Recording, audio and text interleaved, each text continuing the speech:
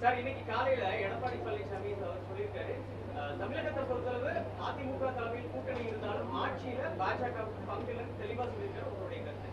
அது அன்னைக்கு எங்களுடைய மாண்பு உள்துறை அமைச்சர்கள் மதிப்புக்குரிய அதிமுகவுடைய பொதுச் செயலாளர் அண்ணன் இபிஎஸ் அவர்கள் அதை பற்றி பேசி முடிவெடுத்துக் கொள்வார்கள்.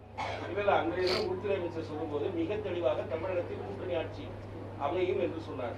அந்த கருத்திலிருந்து திரு எடப்பாடி பழனிசாமி மாறுபட்டிருக்கிறார். அதை பற்றி தான் உங்களோட கேட்கிறேன். இல்லை, அதாவது கூட்டணி பற்றி பேசியது எங்களுடைய அகில இந்திய தலைமை. இது குறித்து எங்களுடைய அகில இந்திய தலைமை கண்டிப்பாக பேசுவார்கள். இல்லை, ஏற்கனவே மாநில தலைவராக இருந்த திரு அண்ணாமலை அவர்கள் தமிழகத்தில் 2026 தேர்தலில் பாரதிய ஜனதா இடம்பெறுகிற மந்திரி சபை அமையும் என்று கூறியிருந்தார். அதே கருத்தை திரு அன்புமணி ராமதாஸ் அவர்கள் கூறியிருந்தார். அது பழைய என்டிஏவுடைய நிலை. இப்போது திரு அமித்ஷா அவர்கள் கூறிய செய்தி ஒளிபரப்பானது, தமிழகத்தில் கூட்டணி ஆட்சி அமையும் என்று. அந்த நிலையிலிருந்து அதிமுக மாறுகிறதா? இல்லை, அது பற்றி நான் கருத்து சொல்ல முடியாது. அன்றைக்கி எங்களுடைய உள்துறை அமைச்சர் அவங்க என்ன பேசினாங்களோ அவங்க தான் கூட்டணி பற்றி பேச்சுவார்த்தை நடத்தினாங்க. அதே இது அவங்களே பேசி முடிச்சு விடுவாங்க. இல்லை, பாரதிய ஜனதா இடம்பெற வேண்டும் என்ற நோக்கத்தோடு இருக்கிறதா? இல்லை, அது பற்றி நான் கருத்து சொல்ல முடியாது. வேற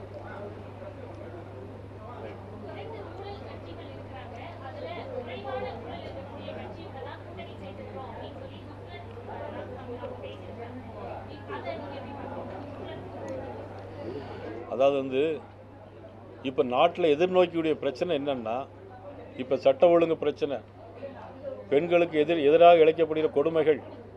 இன்றைக்கி மாணவர்கள் பள்ளிக்கூடங்கள்லேயே இன்றைக்கி அறுவாளை வச்சு வெட்டுறாங்க எல்லாரும். இன்றைக்கி அண்ணா யூனிவர்சிட்டி போனால் ராத்திரி 7 மணிக்கு மேலே எங்கேயும் போக முடியல. சார் கூப்பிட்றாருன்னு சொல்கிறாங்க.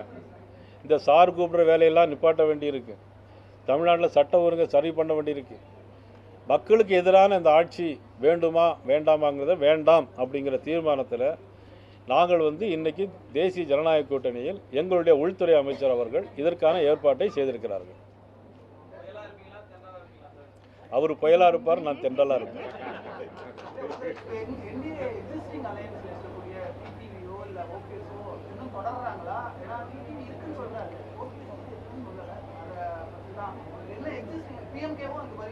அவர் என்கிட்ட டெய்லி பார்த்து பேசிகிட்டு இருக்காரு.